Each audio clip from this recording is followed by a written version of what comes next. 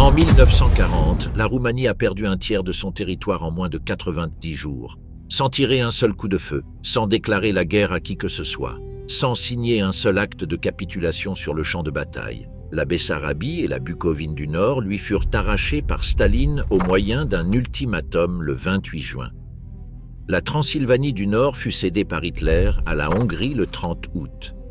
La Dobroudja du Sud fut cédée par le gouvernement roumain à la Bulgarie le 7 septembre.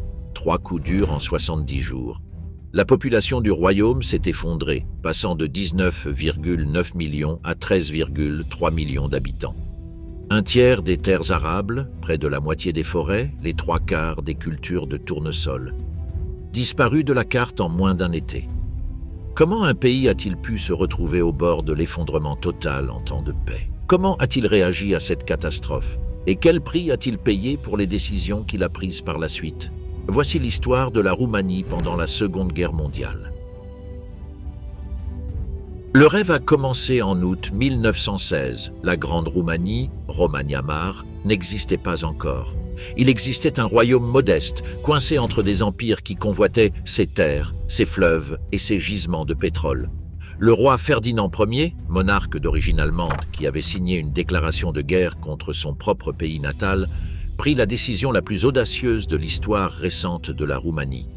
Rejoindre l'entente avec la promesse de recevoir la Transylvanie, la Bucovine et une partie de la plaine pannonienne.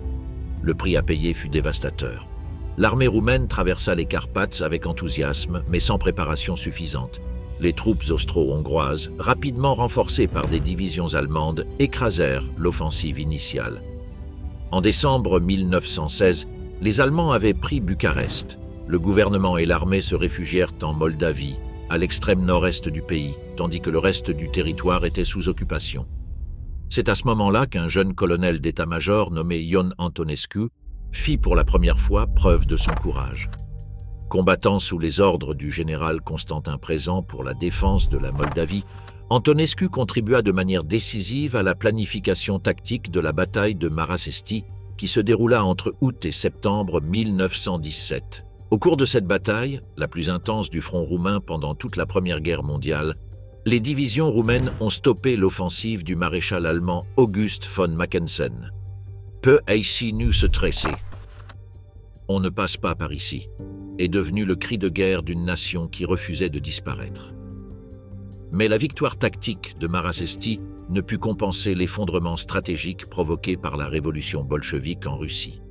Sans son allié oriental, la Roumanie signa une paix humiliante à Buftea en mai 1918, cédant des territoires et des ressources à l'Empire allemand. La défaite semblait totale. C'est alors qu'intervint le miracle géopolitique.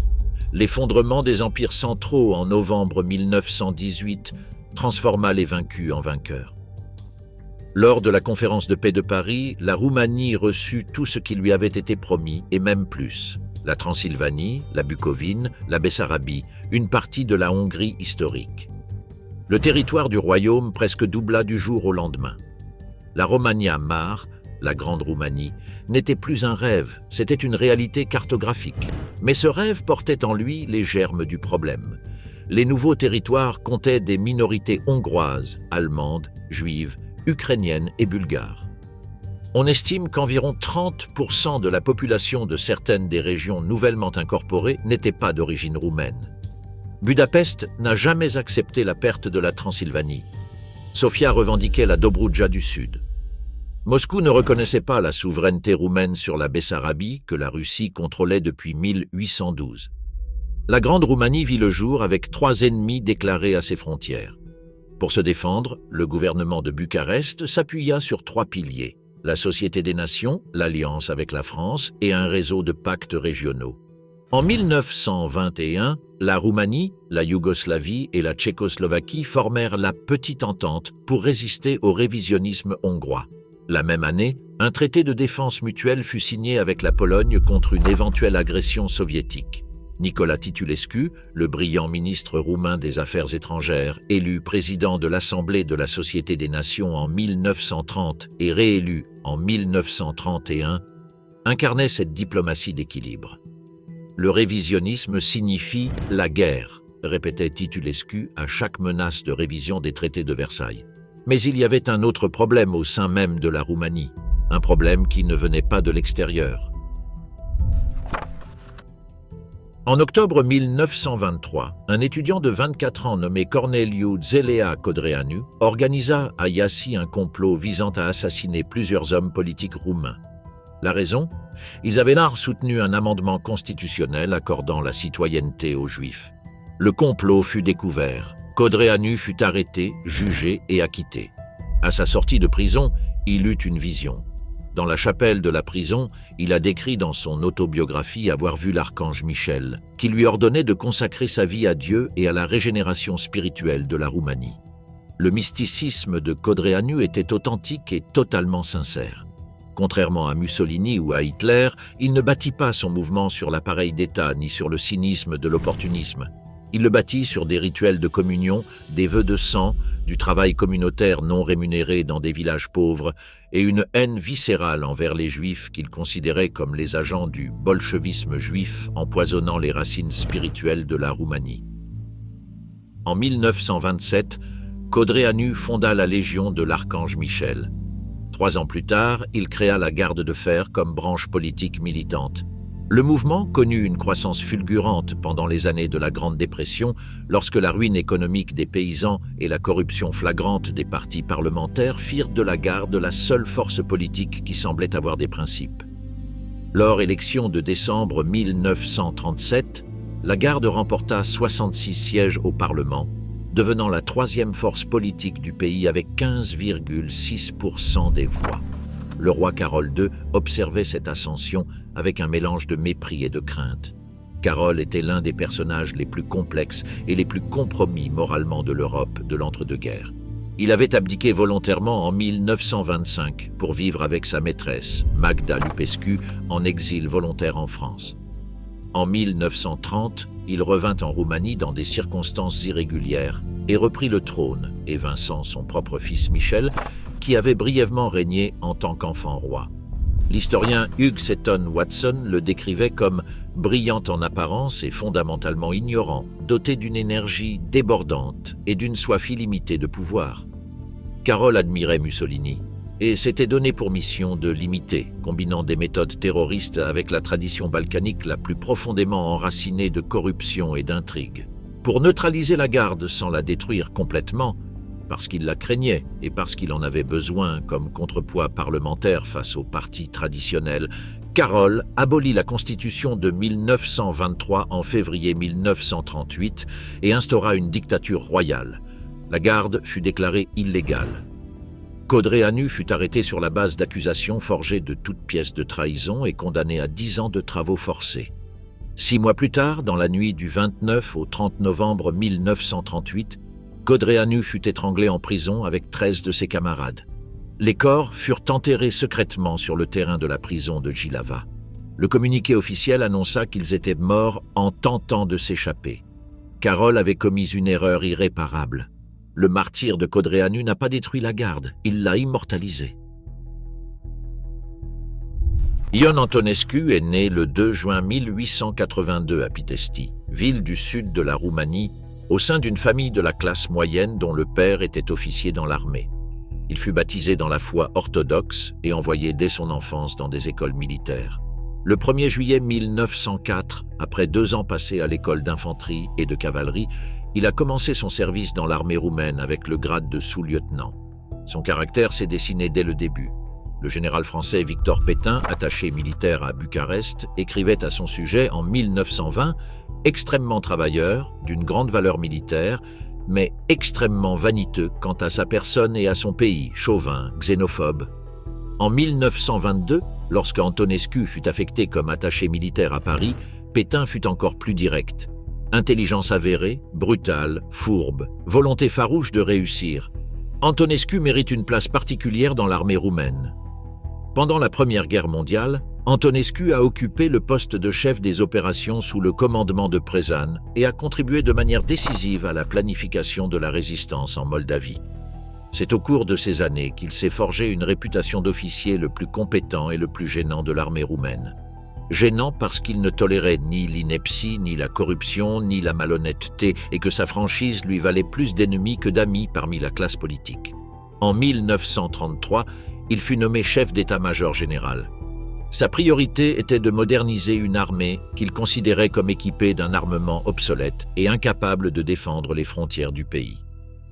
Lorsque le gouvernement rejeta ses propositions de réarmement, il présenta sa démission en décembre 1934. Carol le plaça sous surveillance policière et le relégua à l'ostracisme politique. Mais Antonescu bénéficiait du soutien de l'armée. Et en temps de crise, ce soutien valait mieux que n'importe quel parti politique. Sa relation avec la garde de fer était complexe et ambivalente. En 1936, il rencontra Codreanu pour la première fois. Il le trouva arrogant mais déterminé à purifier le système politique. Lorsque, en 1938, Carol ordonna l'arrestation du capitaine, Antonescu se présenta comme témoin de la défense lors de son procès devant le tribunal militaire, où il serra dramatiquement la main de Codreanu devant une salle remplie de journalistes et défia le tribunal. Le général Antonescu serrerait-il la main d'un traître? Ce geste lui valut d'être assigné à résidence à Predil. Carol le détestait et le craignait tout autant. L'été 1940 changea tout. Pour comprendre l'été 1940, il faut comprendre l'hiver 1938. La Roumanie de l'entre-deux-guerres avait fondé sa sécurité extérieure sur 3 piliers. La Société des Nations, l'alliance avec la France et le réseau de pactes régionaux.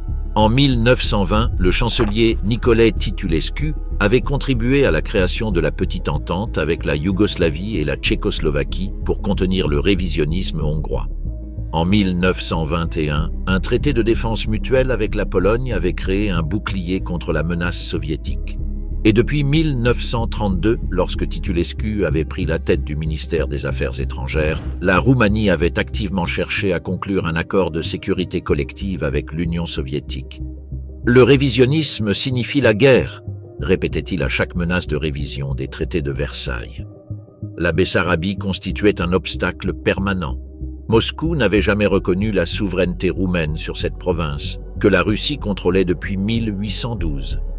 En juillet 1936, Titulescu et le commissaire soviétique Litvinov s'accordèrent sur les principes généraux d'un pacte d'assistance mutuelle, mais un seul article les divisait. Titulescu insistait pour que le pacte n'entre en vigueur que si la France agissait en premier en vertu du traité franco-soviétique. Litvinov refusa. Avant de sortir de l'impasse, Carol destitua Titulescu en août 1936 et l'envoya en exil. Avec lui disparut la seule possibilité réelle d'ancrer la Roumanie dans un système multilatéral avant qu'Hitler ne bouleverse l'équilibre européen. L'accord de Munich de septembre 1938 enterra les derniers vestiges de ce système. Si les puissances occidentales avaient à sacrifier la Tchécoslovaquie, un État plus puissant que la Roumanie, bénéficiant de garanties explicites de la France, quelle valeur avaient les garanties roumaines? Karl Claudius, sous-directeur du département de politique économique du ministère allemand des Affaires étrangères, a analysé ce changement d'atmosphère. Même les opposants déclarés de l'Allemagne tiennent désormais un discours complètement différent. Il ne fait aucun doute que ce changement n'est pas dû à une sympathie pour l'Allemagne, mais uniquement à des considérations politiques réalistes, voire souvent à la peur. Entre-temps, le traité de Voltat du 23 mars 1939 lia de plus en plus l'économie roumaine à l'Allemagne. La part allemande dans le commerce extérieur roumain atteignait 51% des importations et 44% des exportations en 1940. La Grande-Bretagne et la France offrirent des garanties unilatérales le 13 avril 1939, mais celles-ci n'avaient aucune valeur. Elles obligeaient l'Occident à protéger la Roumanie si celle-ci se défendait, sans exiger aucune réciprocité et sans capacité militaire réelle de les respecter depuis une telle distance. C'est ainsi que la Roumanie arriva à l'été 1940. Diplomatiquement isolée, économiquement dépendante de l'Allemagne et militairement inférieure à n'importe lequel de ses voisins. Le 26 juin 1940, peu avant minuit, Molotov convoqua le ministre roumain à Moscou, au Kremlin, avec un ultimatum. Céder la Bessarabie et la Bucovine du Nord dans les 24 heures. Ce que Bucarest ignorait, c'est que l'Allemagne avait déjà reconnu cet intérêt soviétique dans le protocole secret du pacte Molotov-Ribbentrop d'août 1939. La partie allemande déclare son désintérêt politique total pour ces territoires. Lorsque Bucarest fit appel à Berlin, Ribbentrop répondit le 27 juin en recommandant d'accepter l'ultimatum et en avertissant que l'Allemagne ne pourrait garantir d'assistance militaire si la Roumanie résistait. Karol avait passé des mois à tenter d'obtenir des garanties allemandes sur les frontières. Il découvrait à présent que Berlin avait négocié ses frontières dans son dos près d'1 an auparavant. Karol céda. Il convoqua un conseil de la couronne qui vota à 19 voix contre 10 en faveur de l'acceptation. Le retrait fut un désastre organisationnel.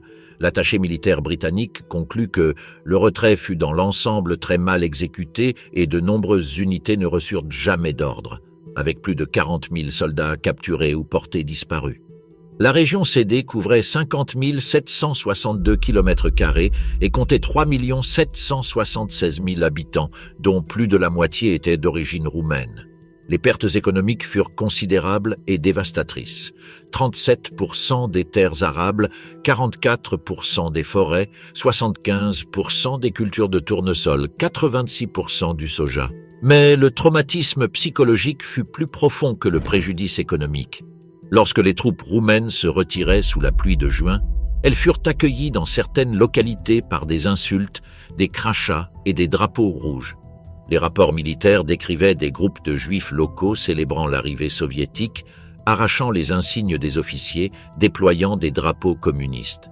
Le journaliste Elefteri Negel, du journal Universul, publia un article imprégné d'un langage de croisade. C'est ainsi que les juifs communistes ont commencé leurs œuvres maléfiques contre les lieux saints. Le roi Karol nota dans son journal le comportement de la population en Bessarabie, en particulier celui des Juifs, laisse beaucoup à désirer. Ce que ces rapports dissimulaient était documenté par les propres enquêtes de l'armée roumaine.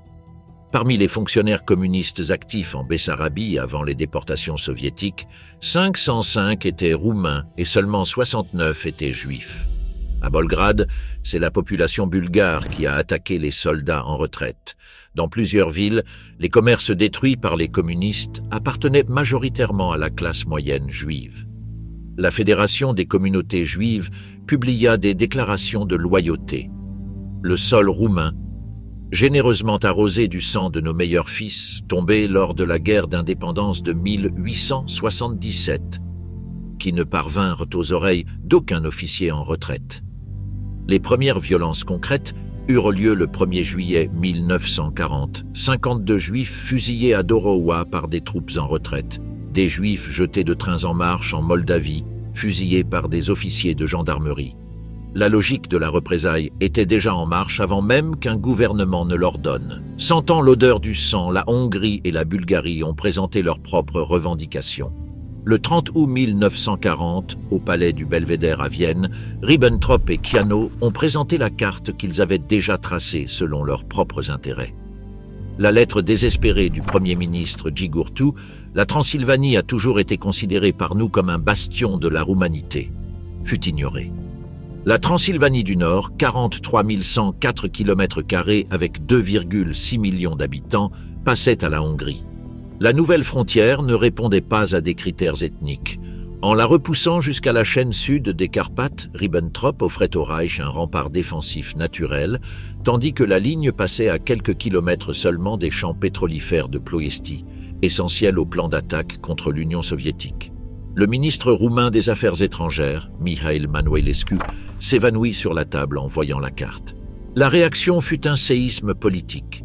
Des dizaines de milliers de Roumains envahirent les rues, des gardes tirèrent sous les fenêtres du palais royal et occupèrent Radio Bucarest. Quelques 110 000 fonctionnaires émigrèrent du nord de la Transylvanie dans les mois qui suivirent. Le 7 septembre, le traité de Craiova cédait la Dobroudja du sud à la Bulgarie, avec un échange de 103 711 Roumains contre 62 278 Bulgares. En 90 jours, la Roumanie avait perdu un tiers de son territoire et un tiers de sa population sans tirer un seul coup de feu. L'insurrection fut rapide. Le général Koroama refusa de tirer sur la foule devant le palais.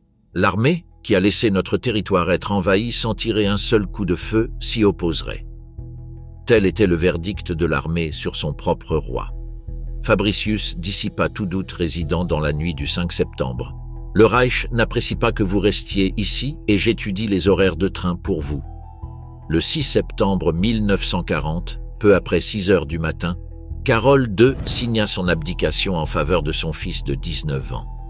Il quitta le pays le jour même, emportant avec lui des collections d'art, des bijoux et des trésors sous une pluie de balles tirées par des gardes qui le poursuivirent jusqu'à la frontière. Ion Antonescu, tout juste libéré de son assignation à résidence, fut convoqué au palais pour recevoir les pleins pouvoirs en tant que conducatorul statului, le conducteur de l'État. Le 14 septembre 1940, le roi Michel signa le décret proclamant la Roumanie État légionnaire national. Ion Antonescu fut désigné chef de l'État légionnaire et chef du régime légionnaire. Horia Sima, le nouveau chef de la garde de fer après l'assassinat de Codreanu, fut nommé vice-président du Conseil des ministres. Ce fut le début de l'une des expériences politiques les plus chaotiques et sanglantes de l'histoire récente de la Roumanie. Antonescu et la garde de fer n'étaient pas des alliés naturels. Le général était un militaire d'ordre, obsédé par la discipline, la hiérarchie et l'administration efficace de l'État. La garde était une organisation mystique et violente, imprégnée de mysticisme orthodoxe, d'antisémitisme virulent et d'un appétit insatiable de vengeance. Ce qui les unissait, c'était leur haine commune de la corruption de la classe politique et de l'antisémitisme, bien qu'à des degrés divers, ainsi qu'un besoin mutuel. Antonescu avait besoin du soutien populaire de la garde, et la garde avait besoin de la légitimité de l'armée. Dès le premier jour, la coexistence s'avéra impossible. Les gardistes furent nommés préfets dans tous les départements du pays du jour au lendemain. La garde de fer de la police légionnaire, remplaça la police d'État dans de nombreuses villes. Les confiscations de biens juifs, autorisées par décret depuis octobre 1940, terres rurales le 5 octobre, forêts et moulins le 12 novembre, bateaux le 4 décembre, furent exécutés par des commissaires légionnaires qui, dans de nombreux cas, s'appropriaient le butin au lieu de le remettre à l'État. 5 dirigeants pétroliers britanniques furent enlevés par la garde, torturés et contraints de signer des aveux dans lesquels ils reconnaissaient avoir commis des actes de sabotage. Le journal allemand Neubacher, représentant spécial du Reich pour les affaires économiques en Roumanie, avertit le ministère de l'économie de Berlin en novembre 1940. Le moment est venu de mettre fin aux agissements des anarchistes et des expérimentateurs de la garde. Mais le point de rupture survint dans la nuit du 26 au 27 novembre. Les gardistes qui procédaient à l'exhumation des restes de Codreanu à la prison de Jihlava apprirent que 2 responsables politiques du régime de Karol avaient été transférés dans un sanatorium au lieu de rester en détention. La réponse fut immédiate et monstrueuse. Les gardistes ont pris d'assaut les cellules de Jihlava et massacré 64 ministres et hauts responsables de la police qu'ils considéraient comme responsables de l'assassinat de leurs camarades. À Ploiesti, cette même nuit, 11 juifs furent assassinés. Le lendemain, un groupe de garde assassina Nicolae Iorga, le grand historien et homme d'État roumain, ainsi que Virgil Maggiaru, ancien ministre des Finances du Parti paysan national. Antonescu était horrifié, non pas pour des raisons morales en premier lieu, mais parce que le chaos menaçait son autorité et les intérêts économiques allemands qu'il avait promis de protéger. Il demanda une réunion urgente avec Hitler. Le 14 janvier 1941, il s'envola pour l'Obersalzberg et présenta ses griefs contre la garde directement au Führer. Hitler, qui préparait déjà l'opération Barbarossa et avait besoin d'une Roumanie stable comme base logistique, lui donna suffisamment de signes de soutien pour qu'Antonescu se sente soutenu. Le déclencheur final survint le 19 janvier 1941, lorsque le major Döring, un officier allemand affecté à la mission militaire du Reich à Bucarest, fut assassiné devant l'hôtel Ambassador. Antonescu profita de cet incident pour destituer le ministre de l'Intérieur légionnaire, le général Constantin Petrovicescu. La garde réagit en se soulevant. Dans la matinée du 22 janvier, des groupes de gardistes parcoururent le quartier juif de Bucarest, pillant et incendiant des maisons et assassinant de sang-froid 120 juifs. Le même jour, Antonescu ordonna à l'armée d'utiliser des chars contre les bâtiments où les rebelles s'étaient retranchés. 21 soldats trouvèrent la mort au cours des opérations. Dans l'après-midi, les positions avaient été reprises. Horia Sima, exfiltré clandestinement de Bucarest dans la voiture du diplomate allemand Neubacher, fut transféré en Allemagne, où la garde de fer mènerait une existence fantomatique sous la surveillance du SD, toujours disponible comme menace latente contre Antonescu au cas où celui-ci s'écarterait des desseins allemands. Le 27 janvier 1941, Antonescu forma un nouveau gouvernement composé presque exclusivement d'officiers. La Roumanie était désormais une dictature militaire. Il y a un épisode de l'histoire de la Roumanie qui résume toute la tragédie d'Ion Antonescu. Le 12 juin 1941, le général se rendit à Munich pour rencontrer Hitler. Il fut le premier allié à être informé de l'opération Barbarossa. Le Führer lui annonça que l'attaque contre l'Union soviétique était imminente. « Chaque allié participera à la gloire commune », proclama-t-il. Antonescu approuva sans hésiter. Mais avant cette rencontre, dans l'avion en route pour l'Allemagne, Antonescu avoua au ministre roumain à Berlin, Raoul Bossi, qu'il était déjà au courant de la guerre imminente grâce au général Hansen de la mission militaire allemande et qu'il pouvait avancer vers l'Est autant qu'il le souhaitait. Son objectif déclaré était de récupérer la Bessarabie et la Bucovine du Nord, arrachées par Staline un an plus tôt, puis d'utiliser la pression diplomatique pour récupérer la Transylvanie du Nord, cédée à la Hongrie lors de l'arbitrage de Vienne. Mais une fois cette zone débarrassée des Juifs et des Russes, dit Antonescu, une campagne diplomatique sera lancée pour récupérer le nord de la Transylvanie. La stratégie d'Antonescu était simple dans sa logique et dévastatrice dans ses implications. S'aligner sur l'Allemagne non par idéologie, mais par opportunisme. Récupérer ce qui avait été perdu en 1940. Utiliser la guerre contre l'Union soviétique comme levier pour renégocier l'arbitrage de Vienne avec Hitler. Et attendre. Le problème était que cette logique le mènerait bien au-delà des frontières de 1939. Le matin du 22 juin 1941, Antonescu donna son ordre du jour aux troupes. « Soldats, je vous ordonne de traverser le Prut. Écrasons l'ennemi à l'est et au nord. Libérons nos frères asservis du joug du bolchevisme. Rétablissons à notre patrie la terre ancestrale de la ligne Basarabe, les forêts princières de Bucovine. » Les rues de Bucarest éclatèrent de joie. George Barbul, secrétaire de Mihai Antonescu, décrivit la scène, des gens se penchant aux fenêtres en criant « Guerre, guerre contre la Russie !» des foules se précipitant vers le palais royal, des marches martiales à plein volume à la radio.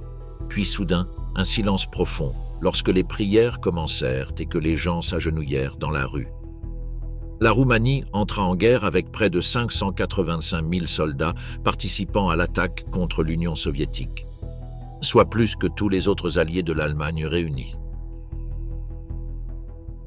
Les premiers résultats furent exactement ceux qu'Antonescu espérait. La 3e armée roumaine, sous le commandement du général Petre Dumitrescu, avança vers la Bucovine du Nord, occupant sa capitale administrative, Cernăuți, le 4 juillet. La campagne en Bessarabie fut plus lente, mais tout aussi fructueuse. Le 27 juillet 1941, les troupes roumaines avaient récupéré tous les territoires arrachés par l'ultimatum soviétique de juin 1940 au prix de 4 112 morts, 12 120 blessés et 5 506 disparus. Le roi Michel a promu Antonescu au grade de maréchal le 22 août en reconnaissance de cette reconquête. À Bucarest, la joie était sincère et débordante. Pour la plupart des Roumains, la récupération de la Bessarabie et de la Bucovine était un acte de justice historique, la réparation d'une humiliation qu'ils avaient subie sous la menace des armes soviétiques à peine 12 mois auparavant. Mais avant même la fin de la reconquête, Antonescu avait pris la décision qui allait faire de son régime l'un des co-responsables des crimes de guerre parmi les plus graves perpétrés pendant la Seconde Guerre mondiale en dehors de l'Allemagne nazie. Dès les premières semaines de la campagne, le général Constantin Vassiliou, chef de la gendarmerie au ministère de l'Intérieur, avait transmis aux unités de gendarmerie l'ordre de nettoyer le terrain des Juifs dans les zones rurales. La politique était claire, Exterminer sur le champ tous les juifs des zones rurales, les enfermer dans des ghettos dans les villes et arrêter tous ceux soupçonnés de sympathie communiste. Les ordres de Vasiliu à la gendarmerie étaient explicites. La minorité juive doit être persécutée avec la plus grande rigueur. En juillet et août 1941, entre 12 000 et 20 000 juifs furent fusillés par les forces allemandes et roumaines en Bessarabie et en Bucovine.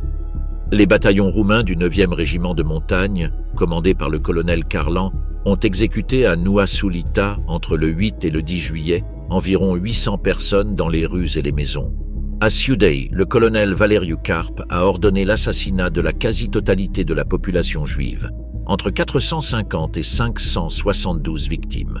À Cernoti, plus de 2000 juifs furent assassinés dans les premières 24 heures qui suivirent l'entrée des troupes roumaines le 6 juillet. Les Einsatzgruppen allemands eux-mêmes, les unités mobiles d'extermination SS, ont exprimé leur irritation non pas face à la cruauté des actions roumaines, mais face à leur désorganisation. Un rapport du 31 juillet 1941 s'en plaignait. Les Roumains agissent contre les Juifs sans aucun plan. Personne ne s'opposerait aux nombreuses exécutions de Juifs si l'aspect technique de leur préparation, ainsi que la manière dont elles sont menées, ne laissait pas tant à désirer. Les Roumains laissent les exécuter là où ils tombent, sans les enterrer. Le 31 mai 1941, 4 semaines après le début de l'opération Barbarossa, la ville de Iași, capitale historique de la Moldavie, comptant 100 000 habitants dont environ la moitié étaient juifs, était une bombe sur le point d'exploser. Les troupes allemandes opérant dans la région considérèrent les juifs comme des espions et des saboteurs potentiels. La Gestapo, le SD et la Geheime Feldpolizei opérèrent dans la ville sous le couvert de la paranoïa.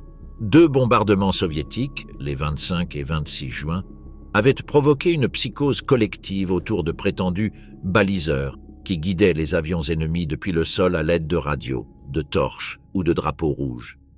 Le sergent Mircea Manoliu, ancien membre de la garde de fer affecté à la 14e division, fut le premier à agir.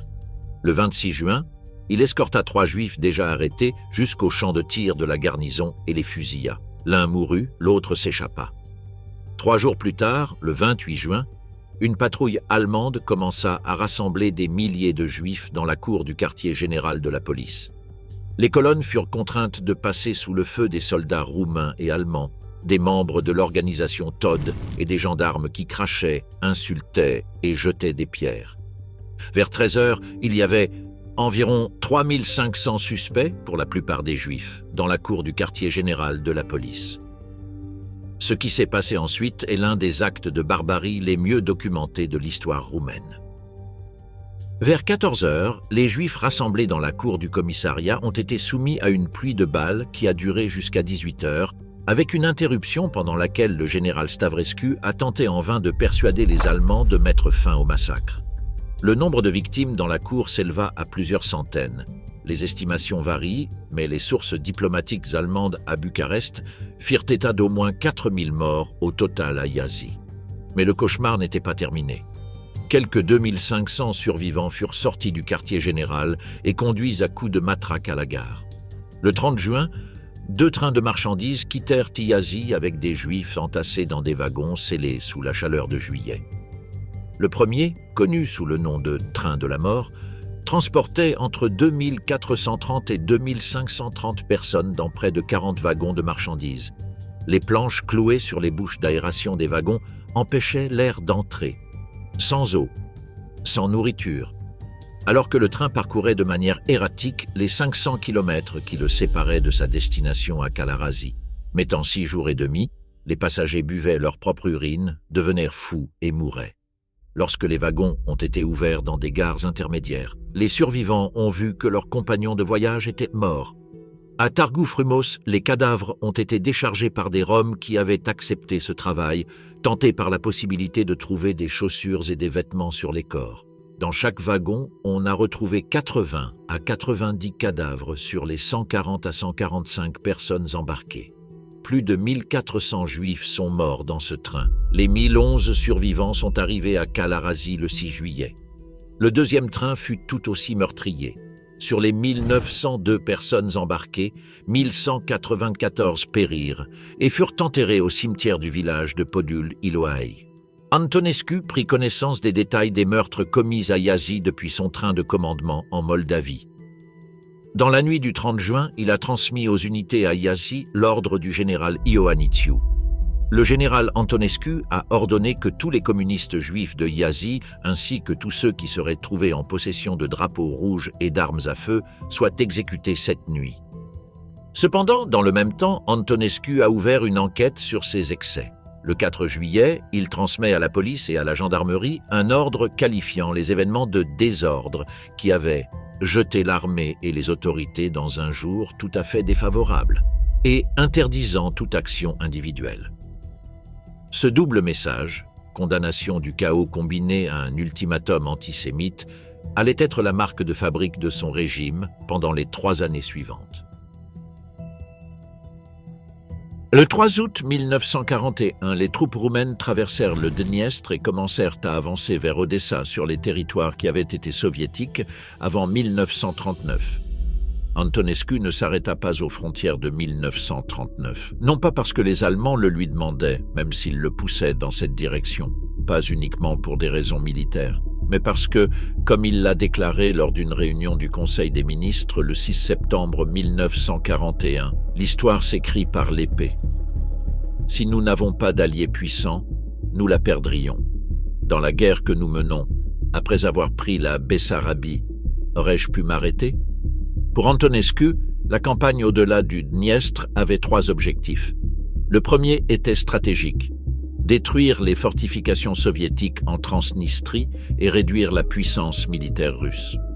Le deuxième était géopolitique, disposer d'un atout territorial à jouer dans les négociations de paix, de préférence pour échanger la Transnistrie contre la Transylvanie du Nord que la Hongrie détenait encore. Le troisième, le plus obscur, était démographique. Purifier les territoires reconquis de ce qu'il appelait des éléments étrangers, à commencer par les Juifs. Mon objectif principal n'est pas les frontières, mais l'homogénéité et la pureté de notre race, déclara Antonescu au gouverneur des nouvelles provinces. Et c'est là mon objectif principal. Le 30 août 1941, par l'accord de Tighina entre la Roumanie et l'Allemagne, Antonescu prit en charge l'administration de la région située entre le Dniestre et le Bug. Cette région, baptisée Transnistrie, devint de facto le dépotoir où le régime roumain déportait les Juifs de Bessarabie, de Bukovine et plus tard d'Odessa. Les déportations ont commencé en septembre 1941. Le colonel Théodore Meculescu, chef de l'inspection de la gendarmerie en Bessarabie, reçut des instructions verbales. Envoyer les Juifs par convoi de 1600 personnes pour traverser le Dniestre. Le mot de passe secret pour ceux qui ne pouvaient pas suivre le rythme de la marche était Alexianu, le nom du gouverneur de Transnistrie, et signifiait exécution sur le champ. Un lieutenant de gendarmerie, Augustin Rochka, a décrit dans sa déposition comment il avait reçu l'ordre de l'état-major de l'armée de creuser, 2 jours avant le départ de chaque convoi, des fosses tous les 10 kilomètres pouvant contenir une centaine de cadavres, afin d'enterrer ceux qui étaient restés à la traîne et avaient été fusillés. Les paysans des villages situés le long des routes avaient eu vent de ce qui allait se passer. C'est pourquoi ils attendaient au bord de la route, cachés dans les champs de maïs, attendant que les exécutions aient lieu pour se jeter sur les cadavres et les piller. Entre septembre et novembre 1941, plus de 147 000 Juifs de Bukovine et de Bessarabie furent déportés en Transnistrie. Au moins 90 000 d'entre eux moururent, la plupart du typhus et de la faim durant l'hiver 1941 à 1942. Antonescu n'eut aucune pitié pour eux. Lors d'une réunion du Conseil des ministres le 13 novembre, lorsque le gouverneur Alexianu demanda du matériel de désinfection car le typhus se propageait parmi les déportés, le maréchal répondit « Que ces gens continuent de mourir ». L'horreur culmina à Bogdanovka, un domaine agricole du comté de Golta sur les rives du Bug. En novembre 1941, quelques 48 000 Juifs étaient entassés dans les étables du domaine. Le taux de mortalité avait grimpé à 500 par jour. Le préfet Modeste Isopescu reçut un ordre verbal d'Alexianu de faire fusiller les Juifs du camp. Les gendarmes roumains eux-mêmes refusèrent, non par scrupules moraux, mais parce que l'ampleur de la tâche les dépassait. La tâche fut finalement confiée à la police ukrainienne locale sous le commandement d'Afanasie Androuchine. Le 21 décembre 1941, le massacre de Bogdanovka commença. Les malades et les invalides furent enfermés dans des étables, on répandit du foin sur les toits et on y mit le feu. Les 43 000 Juifs restants furent conduits par groupes dans la forêt voisine, dépouillés de leurs biens, mis à genoux au bord d'un ravin et fusillés d'une balle dans la nuque. Le massacre dura plusieurs jours. Les cadavres furent incinérés. Les crémations se poursuivirent jusqu'en février 1942. Rien qu'à Golta, plus de 50 000 Juifs furent assassinés. À Domanovka, 18 000 autres ont été fusillés par des policiers ukrainiens. À Akhmetchetka, entre 4 000 et 14 000 sont morts de maladie et de faim dans une ancienne porcherie. Sous le régime d'Antonescu, la Transnistrie fut le cimetière de 220 000 à 260 000 Juifs et de près de 20 000 Roms. Le 16 octobre 1941, après 70 jours d'un siège acharné, les forces roumaines entrèrent dans Odessa. La ville, désignée par Antonescu comme la capitale de la Transnistrie, avait coûté plus de 98 000 pertes roumaines depuis la traversée du Dniestre, près de 19 000 morts, 68 000 blessés et plus de 11 000 disparus. L'euphorie dura 6 jours. Le 22 octobre, des agents soviétiques firent exploser l'ancien quartier général du NK5D, rue Engels, où le général roumain Ioan Glogojanu avait installé son centre d'opération. 61 personnes trouvèrent la mort, dont le général, 16 officiers, 35 soldats et 9 civils. 4 officiers de marine allemands périrent également. Antonescu ordonna des représailles immédiates. Ses instructions étaient d'une cruauté sans nom. Pour chaque officier roumain ou allemand tué dans l'explosion, 200 communistes seraient pendus. Pour chaque soldat, 100 communistes. Les exécutions devaient avoir lieu le jour même. Au cours des 48 heures qui suivirent, plusieurs centaines de juifs et de communistes furent pendus ou fusillés.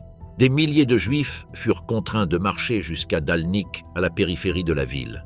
L'intervention du maire d'Odessa, German Pantea, et du commandant par intérim, le général Nicolae Massissi, fit renvoyer la colonne, mais pas avant que les Juifs qui marchaient en tête ne soient poussés vers 4 grands magasins qui furent ensuite aspergés d'essence et incendiés.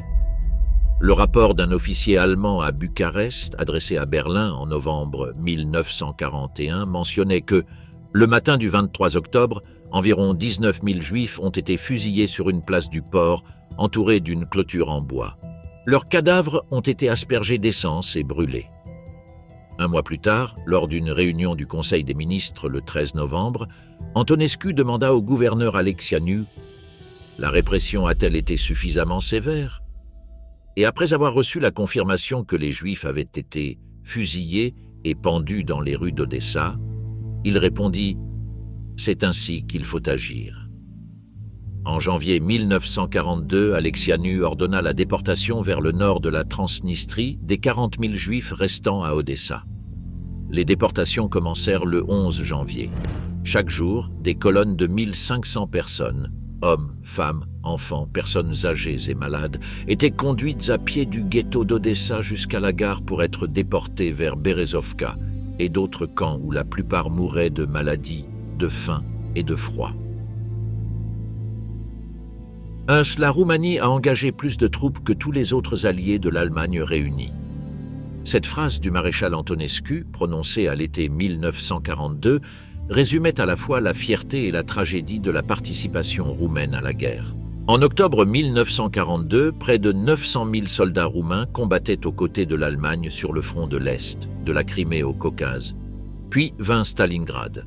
La 3e armée roumaine, sous le commandement du général Petr Dumitrescu, fut déployée au nord de Stalingrad pour protéger le flanc droit de la 6e armée allemande du général Friedrich von Paulus. La 4e armée roumaine, sous le commandement du général Constantin Constantinescu, fut positionnée au sud. Chacune de ces divisions, composée de seulement 7 bataillons, devait couvrir un front de 20 km. Elles étaient gravement sous-équipées. sans artillerie lourde, avec très peu de chars anti-chars, armés principalement de vieux canons de 37 mm tirés par des animaux que les soldats russes avaient surnommés « frappeurs de porte », car leurs projectiles ne pouvaient pas percer le blindage du char T-34. Le 19 novembre 1942, la 20 et 1e armée soviétique et la 5e armée blindée soviétique percèrent le front de la 3e armée roumaine sur le Don. Les voisins allemands de la 20e division d'infanterie roumaine observèrent des masses de chars soviétiques et des vagues d'infanterie, en quantité jamais vues auparavant, avançant contre les Roumains. Le commandant allemand du bataillon adjacent, le major Bruno Gebele, apprit que le régiment roumain voisin ne disposait que d'un seul pack de 3,7 cm tiré par des chevaux pour l'ensemble de son secteur. Malgré tout, les soldats roumains se battirent vaillamment. Le lendemain, le 20 novembre, les 51e et 57e armées soviétiques percèrent le front de la 4e armée roumaine au sud. 5 divisions d'infanterie roumaine, sous le commandement du général Mihail Laskar de la 3e armée, furent encerclées au sud-ouest de Raspopinskaya et contraintes de se rendre le 24 novembre lorsqu'elles furent à court de munitions. Les forces soviétiques capturèrent plus de 30 000 prisonniers roumains, ainsi que tout leur équipement. Les pertes totales des 3e et 4e armées roumaines entre le 19 novembre 1942 et le 7 janvier 1943 s'élevèrent à 155 010 morts, blessés ou disparus, la plupart étant des prisonniers. Cela représentait plus de la moitié des 31 divisions de campagne actives de la Roumanie et un quart de l'ensemble des troupes roumaines sur le front oriental. L'armée de l'air roumaine perdit 73 appareils. Dans un télégramme envoyé le 30 décembre au général Steflea, Antonescu assuma la responsabilité historique. « J'assume la responsabilité devant l'histoire car je n'ai pas fait plus que ce que j'ai fait pour éviter le massacre des armées, qui fut dû à l'attitude chevaleresque du commandement allemand, au manque total de prévoyance et à la passivité avec laquelle il a reçu les signaux d'alarme. » La défaite de Stalingrad marqua un tournant décisif. Les Allemands accusèrent injustement les Roumains de cet effondrement, ignorant que leurs propres insuffisances en matière d'approvisionnement en armes anti-chars avaient été la cause principale de la vulnérabilité roumaine. Le feldmaréchal Friedrich von Paulus, commandant de la 6e armée allemande, rendit un hommage posthume au courage roumain. L'esprit de combat et le leadership dont ont fait preuve les unités roumaines de l'armée sous mon commandement méritent une mention spéciale. Avec l'aide des armes lourdes allemandes, ces troupes ont combattu avec bravoure et ont fait preuve d'une grande fermeté face à toutes les privations auxquelles elles ont été soumises. Mais les paroles de Paulus ne ramenaient pas les morts. Au cours de l'été 1942, Adolf Eichmann présenta son plan au gouvernement roumain. Les Juifs restants de Roumanie, du Banat, de la Transylvanie du Sud, de la Valachie et de la Moldavie seraient déportés dans des trains spéciaux vers le district de Lublin, en Pologne occupée. Les aptes au travail travailleraient. Les autres recevraient le traitement spécial, euphémisme, qui signifiait déjà à l'époque l'extermination. Le 22 juillet 1942, le Hauptsturmführer Gustav Richter, conseiller pour les questions juives à la légation allemande à Bucarest, informa Berlin que Mihai Antonescu avait donné son accord au plan. Le 26 juillet, Heinrich Himmler fut informé que les préparatifs étaient en cours et que le premier d'une série de trains partirait vers le 10 septembre. Les trains ne partirent jamais. Les représentants roumains convoqués à la conférence de Berlin organisée par Eichmann le 26 septembre pour coordonner les horaires des trains ne se présentèrent pas. Un expert ferroviaire allemand envoyé à Bucarest pour prendre les dispositions nécessaires revint les mains vides. Les déportations vers les camps d'extermination de Pologne n'eurent jamais lieu. Pourquoi Antonescu a-t-il changé d'avis? Le maréchal ne l'a jamais expliqué clairement. C'était probablement la conjonction de plusieurs facteurs. Premièrement, la pression internationale. Le gouvernement américain, par l'intermédiaire du secrétaire d'État Cordell Hull, a menacé de prendre des mesures contre les Roumains vivant aux États-Unis si les déportations vers la Transnistrie ne cessaient pas. Le nonce apostolique Andrea Cassulo, le représentant suisse René de Weck, le métropolite de Transylvanie Nicolae Balan et la reine mère Helena ont exercé une pression directe sur Antonescu, Deuxièmement, la détérioration de la situation militaire après Stalingrad, qui rendait plus probable une victoire alliée et un procès pour déterminer les responsabilités. Troisièmement, l'argument de la souveraineté. Déporter les Juifs roumains vers la Pologne revenait à les livrer à une puissance étrangère, ce qu'Antonescu interprétait comme une violation inacceptable de la souveraineté roumaine. Lors d'une réunion du Conseil des ministres le 13 octobre 1942, Mihai Antonescu a annoncé la suspension de tous les transports de Juifs au-delà du Dniestre. La conséquence de cette décision a été d'une importance historique considérable. Dans son évaluation de 2004, la Commission internationale sur l'Holocauste en Roumanie, présidée par Elie Wiesel, a conclu que si entre 280 000 et 380 000 Juifs roumains et ukrainiens ont péri en Roumanie sous le régime d'Antonescu, on estime qu'environ 375 000 Juifs ont survécu, principalement en Valachie, en Moldavie et en Transylvanie du Sud. Le rapport final de la Commission était d'une clarté brutale. De tous les alliés de l'Allemagne nazie, la Roumanie porte la responsabilité du plus grand nombre de morts parmi les Juifs, après l'Allemagne elle-même Allemagne. Les massacres commis à Iași, Odessa, Bogdanovka, Domanovka et Petioara comptent parmi les crimes les plus horribles perpétrés contre les Juifs pendant l'Holocauste. La Roumanie a perpétré un génocide contre les Juifs. Mais aussi, si Antonescu avait cédé aux exigences allemandes de 1942, les 375 000 Juifs survivants auraient été déportés à Auschwitz. L'historien Denis Delettan l'a résumé avec précision. Antonescu était un criminel de guerre qui a ordonné la mort de dizaines de milliers de Juifs en Transnistrie et, en même temps, l'homme dont le refus de mettre en œuvre la solution finale telle que la concevaient les Allemands a sauvé plus de Juifs que n'importe quel autre dirigeant d'un pays allié de l'Axe.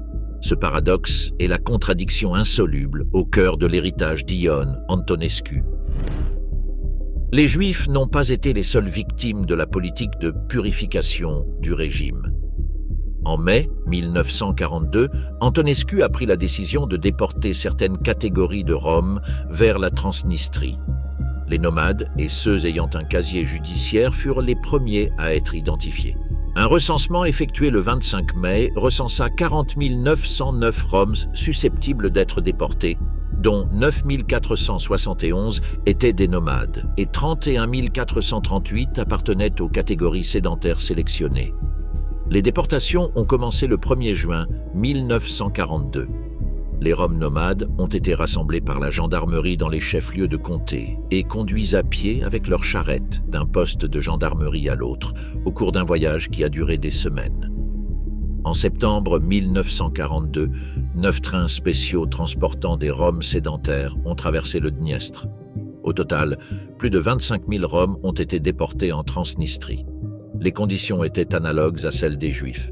Des baraquements sans chauffage, sans installation sanitaire, sans soins médicaux, avec des rations alimentaires insuffisantes. Un rapport de la police du comté d'Ossiakow daté du 5 décembre 1942 décrivait « Certains Roms dont les parties inférieures du corps sont complètement dénudées. On ne leur a pas fourni de savon depuis leur arrivée, et par conséquent, ils n'ont pas pu se laver ni laver la seule chemise qu'ils possèdent. » Le nombre exact de Roms morts en Transnistrie n'a jamais été établi avec précision.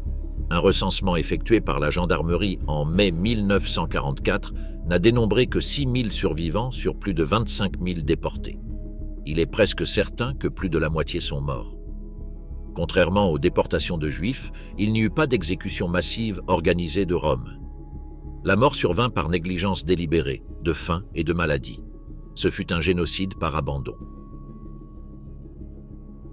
Alors que l'armée rouge avançait vers l'ouest tout au long de 1943 et 1944, la certitude de la défaite allemande devint inévitable pour tout observateur lucide.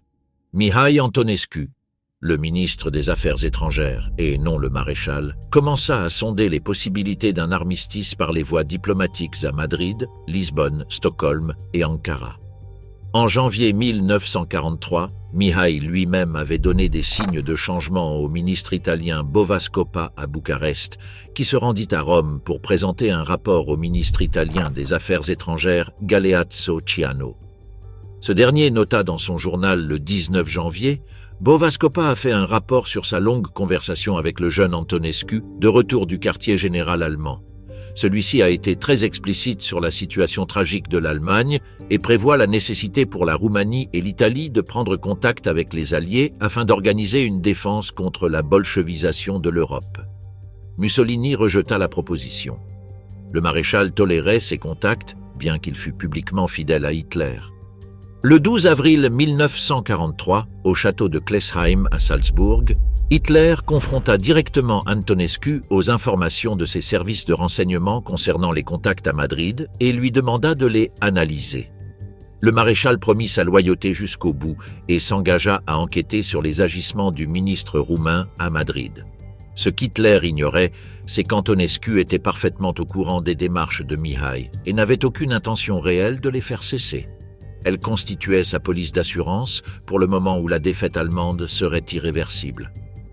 Lors de leur dernière rencontre, le 5 août 1944 au quartier général d'Hitler à Rastenburg, le Führer demanda si la Roumanie avait l'intention de continuer à se battre. Antonescu répondit que cela dépendait du soutien militaire allemand. Il retourna à Bucarest profondément déprimé et sans avoir pris aucune décision. Pendant ce temps, le roi Michel et un cercle de conseillers de confiance, le général Sănătescu, Grigor Niculescu Buzesti du ministère des Affaires étrangères et Ion Moxonis Tircea, maréchal de la Maison royale, planifiaient en secret depuis des mois le renversement d'Antonescu.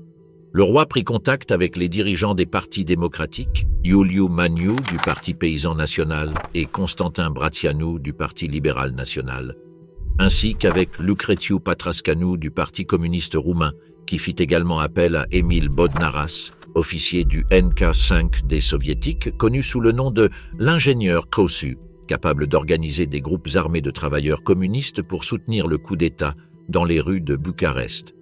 Le Bloc national démocratique fut formé le 20 juin 1944, réunissant les 4 principaux partis. Le plan prévoyait que le maréchal soit invité au palais pour une audience et s'il refusait de signer un armistice immédiat, il serait arrêté. La date initiale était fixée au 26 août, mais les circonstances l'ont avancée de 3 jours. Le 20 août, les généraux soviétiques Malinovski et Tolboukine lancèrent une offensive massive mobilisant près d'1 million de soldats et 1500 chars contre les forces germano-roumaines sur le Prut. Le front se rompit au sud de Iași. Le roi, averti qu'Antonescu comptait retourner au front le 23 août, ce qui l'éloignerait de Bucarest le jour fixé pour le coup d'État, avança l'opération. Le 23 août 1944, dans l'après-midi, Antonescu arriva au palais. Le roi lui exposa en détail la situation militaire et lui demanda de signer immédiatement un armistice avec les Alliés. Le maréchal répondit qu'il ne le ferait qu'après avoir prévenu Hitler. Michel lui dit que la situation ne souffrait plus aucun retard. Les soviétiques étaient déjà sur le territoire roumain. Antonescu insista. En tant que soldat d'honneur, il ne pouvait pas poignarder dans le dos un allié avec lequel il avait combattu pendant 3 ans. Lorsque le roi lui proposa de céder le pouvoir à quelqu'un disposé à signer l'armistice et qu'Antonescu répondit « Jamais », Michel sortit brièvement dans son bureau, désigna son aide de camp, le colonel Emilian Ionescu, et ordonna l'arrestation. Ionescu convoqua les 4 gardes préparés à cette éventualité. Sous les protestations du maréchal, les 2 Antonescu, Ion et Mihai, furent escortés à l'étage et enfermés à clé dans la chambre forte du roi. Quelques heures plus tard, Bodnaras et un groupe d'ouvriers armés prirent les prisonniers en charge et les transférèrent dans une maison sécurisée du quartier de Vatra Luminoasa. Le 31 août, des unités soviétiques les ont placés en détention et les ont transportés en camion jusqu'à la frontière soviétique où un train les attendait à destination de Moscou. Le roi Michel annonça à la radio au pays le coup d'État et la cessation immédiate des hostilités contre les Alliés. Ces mots résonnèrent sur toutes les radios de Roumanie cette nuit-là. La Roumanie passait du camp de l'Axe à celui des Alliés. En quelques heures, les troupes roumaines qui avaient combattu pendant 3 ans aux côtés de l'Allemagne reçurent l'ordre de se battre contre elles. Pas un seul général de haut rang ne désobéit à l'ordre du nouveau chef suprême. C'était la preuve la plus éloquente que la loyauté de l'armée allait au roi, et non au maréchal. La réaction allemande fut furieuse. Les Stuka bombardèrent Bucarest au cours des jours suivants, causant des dégâts importants dans le centre-ville. Des unités allemandes tentèrent de se frayer un chemin vers la capitale mais furent repoussées par les troupes roumaines qui, dans certains cas, passèrent du statut d'alliés à celui d'ennemis en l'espace de quelques minutes. À la fin du mois d'août, les troupes soviétiques entraient dans Bucarest et le régime d'Antonescu appartenait désormais à l'histoire. La Roumanie avait accompli en moins d'une semaine l'un des revirements stratégiques les plus rapides et les plus radicaux de toute la Seconde Guerre mondiale. Ce changement de camp n'était pas seulement un geste diplomatique, il s'agissait d'une transformation militaire de première importance. La Roumanie a engagé plus de 538 000 soldats dans la lutte contre son ancien allié. Les troupes roumaines ont combattu en Transylvanie du Nord, reconquise dès octobre 1944, en Hongrie, en Tchécoslovaquie et en Autriche. Elles sont allées jusqu'à Brno et aux abords de Prague. Les coups furent énormes. Plus de 169 822 morts au combat contre l'Allemagne et la Hongrie entre août 1944 et mai 1945, auxquels s'ajoutent les 71 585 morts sur le front soviétique entre 1941 et 1944. Un correspondant spécial du Sunday Times écrivait le 7 janvier 1945. On ne reconnaît généralement pas que, parmi les nations qui combattent aujourd'hui l'Allemagne en Europe, la Roumanie occupe la 4e place en termes d'hommes mobilisés. Elle compte 14 divisions combattant aux côtés des armées russes, alors que la France, par exemple, n'en a que 7 sur le terrain. Le traité de paix de Paris, signé le 10 février 1947, confirma les réalités géopolitiques de la Nouvelle Europe. La Bessarabie et la Bukovine du Nord restèrent aux mains des Soviétiques. La Dobroudja du Sud revint à la Bulgarie. Mais la Transylvanie du Nord, l'objectif suprême de tous les sacrifices d'Antonescu, fut restituée à la Roumanie. Le rêve de la Romania Mare survécut, bien qu'amputé. Le prix à payer fut catastrophique. Ion Antonescu fut arrêté au Palais Royal le 23 août 1944 sur ordre du roi Michel. Il fut d'abord transféré dans une maison sécurisée du quartier de Vatra Luminoasa à Bucarest, sous la surveillance de gardes du Parti communiste. Le 31 août, le lieutenant-général soviétique Tevtchenkov arriva avec 40 officiers pour emmener les prisonniers. Antonescu et ses collaborateurs, Mihai Antonescu, le général Pantasi et d'autres, furent conduits en camion jusqu'à la frontière soviétique et embarqués dans un train à destination de Moscou. Dans la capitale soviétique, Antonescu fut interrogé par Vsevolod Merkulov, le bras droit de Lavrenti Beria. Les conditions de détention à la prison de Loubianka étaient nettement meilleures que celles de la prison roumaine où il allait être renvoyé. Le 8 novembre 1944, le maréchal tenta de se suicider à l'aide d'une corde fabriquée à partir de bandes de drap, mais il fut découvert à temps par Vasiliu. Le 4 avril 1946, l'ambassadeur soviétique informa le gouvernement roumain, désormais contrôlé par le Parti communiste par l'intermédiaire de Petru Groza, que l'URSS acceptait de livrer Antonescu pour qu'il soit jugé en Roumanie. Le procès s'ouvrit le 6 mai 1946 devant le tribunal du peuple, dans un bâtiment ordinaire de la rue Stirbei Voda à Bucarest. Les juges étaient communistes, les procureurs étaient communistes. L'accès du public était contrôlé par les autorités communistes. Burton Y. Berry, le représentant politique américain à Bucarest, informa Washington. Les Roumains ont le sentiment que le maréchal est jugé par la Russie, dont l'armée occupe le pays. Pendant 10 jours d'interrogatoire, Antonescu se montra digne et provocateur. Il accepta la responsabilité des représailles à Odessa. Il justifia la campagne au-delà du Dniestre comme une nécessité militaire. Il décrivit les déportations de Bessarabie et de Bukovine comme des mesures de sécurité dans une zone de guerre. Le romancier George Calinescu, qui assista au procès en tant que directeur d'un journal, décrivit le maréchal. C'est un homme aux nerfs calmes mais solides, d'éducation militaire, sans complications intellectuelles particulières. Ses mains et sa mâchoire tremblent discrètement, et il serre les lèvres pour réprimer un soupir intermittent. Lorsque la lumière s'allume pour le tournage, il prend soudainement un air autoritaire et statuaire, et le conserve avec détermination pendant que la caméra tourne.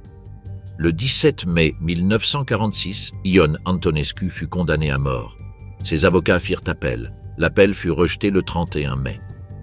Le roi Michel, sous la pression du gouvernement communiste, laissa la procédure judiciaire suivre son cours.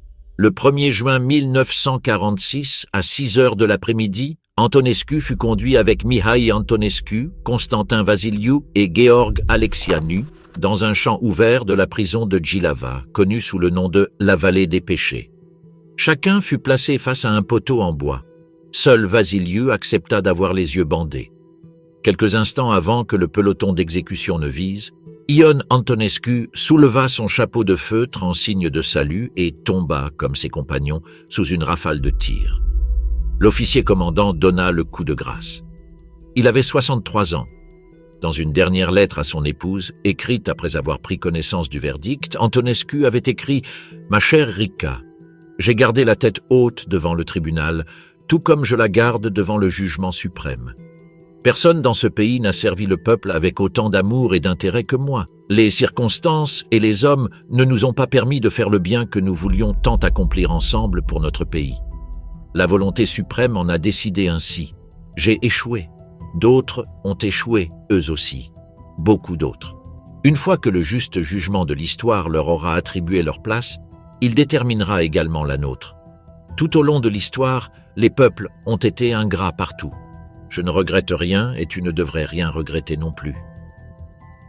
La Roumanie est sortie de la Seconde Guerre mondiale avec un bilan aussi complexe que l'histoire de presque n'importe quelle autre nation. Elle avait combattu aux côtés des Allemands pendant 3 ans, contribuant de manière décisive à l'effort de guerre de l'Axe par son pétrole, ses matières premières et son sang. Elle avait commis des crimes de guerre systématiques, le pogrom de Iassi, les massacres de Bessarabie et de Bukovine, les camps d'extermination de Transnistrie, qui ont causé la mort de 280 000 à 380 000 Juifs et d'un nombre indéterminé de Roms. Puis, en août 1944, il avait opéré un revirement à 180 degrés et combattu contre l'Allemagne, fournissant plus de troupes à la coalition alliée que tout autre ancien membre de l'Axe, à l'exception de l'Italie. Le traité de paix de Paris du 10 février 1947 reconnut la récupération de la Transylvanie du Nord, l'objectif géopolitique suprême d'Antonescu, mais entérina la perte de la Bessarabie et de la Bukovine du Nord au profit de l'URSS et de la Dobroudja du Sud au profit de la Bulgarie. Le grand compromis du maréchal, l'alliance avec Hitler pour récupérer les territoires perdus en 1940, avait donné des résultats partiels à un coût dévastateur. Sous le régime communiste instauré en 1947, l'histoire de la guerre fut radicalement falsifiée. Le rôle de la Roumanie d'Antonescu dans l'Holocauste fut effacé des manuels scolaires. Les soldats roumains morts sur le front soviétique entre 1941 et 1944 se virent refuser toute commémoration officielle. Il était trop embarrassant de reconnaître qu'ils avaient combattu contre l'URSS. Le musée militaire de Bucarest présentait l'histoire militaire roumaine à partir de 1944. C'était comme si les 3 premières années de la guerre n'avaient pas existé. Sous Ceausescu, la réhabilitation partielle d'Antonescu a commencé dans les années 1970. Le romancier Marin Preda en a fait le personnage central de son roman Délirule, 1975, le présentant comme une figure tragique prise au piège entre des forces historiques supérieures.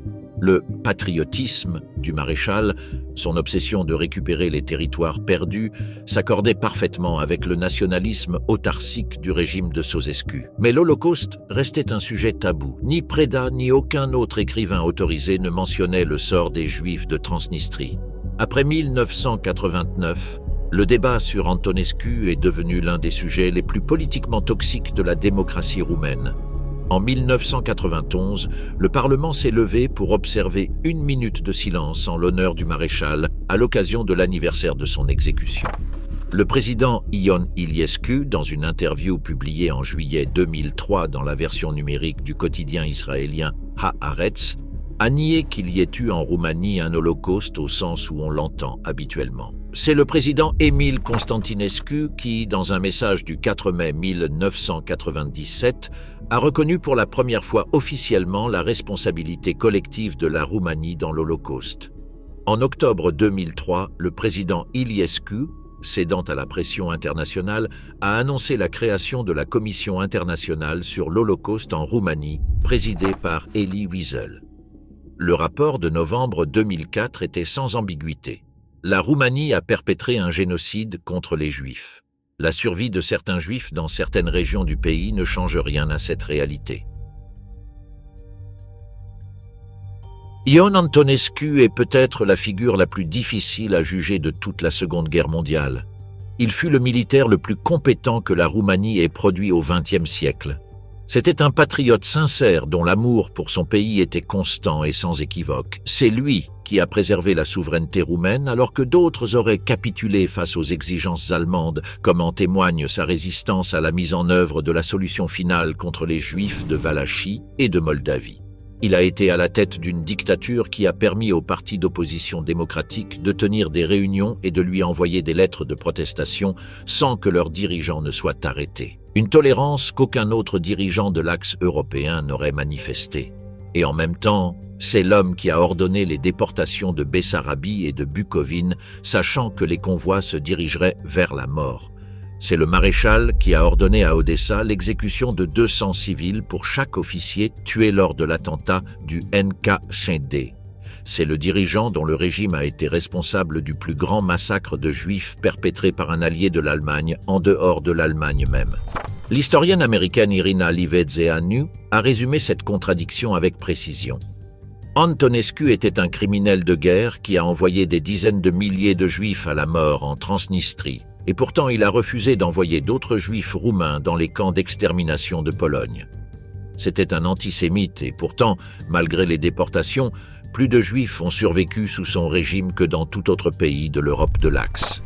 Denis Deletan, le biographe le plus rigoureux du maréchal, a conclu dans son ouvrage de 2006 « Pour les Juifs de Bukovine et de Bessarabie, Antonescu était un antisémite cruel. Pour ceux de Moldavie, de Valachie et de Transylvanie du Sud, il était un antisémite providentiel. » Ce paradoxe, rédempteur cruel, meurtrier qui sauve des vies, patriote qui conduit sa nation à la catastrophe, est celui de la Roumanie elle-même pendant la Seconde Guerre mondiale. Un pays qui a perdu un tiers de son territoire en 3 mois en 1940 et a récupéré les régions les plus chères au prix de sa participation à certains des crimes les plus atroces du siècle. Un pays dont les soldats ont combattu avec autant de courage aux côtés de l'Allemagne sur le Don qu'en opposition à l'Allemagne dans les Carpates. Un pays qui a perpétré un génocide tout en sauvant plus de Juifs que n'importe quel autre membre de l'Axe. La Roumanie n'a pas été une victime passive de la Seconde Guerre mondiale. Elle n'a pas non plus été simplement un bourreau sans nuance. Elle a été un acteur moral pleinement actif avec toute la complexité, les contradictions et la tragédie que cette affirmation implique. Comprendre la Roumanie pendant la Seconde Guerre mondiale, ce n'est pas simplifier. C'est apprendre que l'histoire obéit rarement à des catégories morales bien nettes, que les nations, comme les êtres humains, peuvent faire le bien et le mal simultanément, que le poids de la géographie et la pression des circonstances peuvent conduire à des décisions aux conséquences monstrueuses des hommes qui se croyaient les défenseurs de leur peuple, et que le devoir de mémoire consiste précisément à résister à cette tentation de simplification, se souvenir sans manipuler, condamner sans caricaturer, comprendre sans absoudre. Car les morts de Bogdanovka méritent cette honnêteté tout autant que les soldats roumains tombés à Marasesti en 1917 ou à Stalingrad en 1942.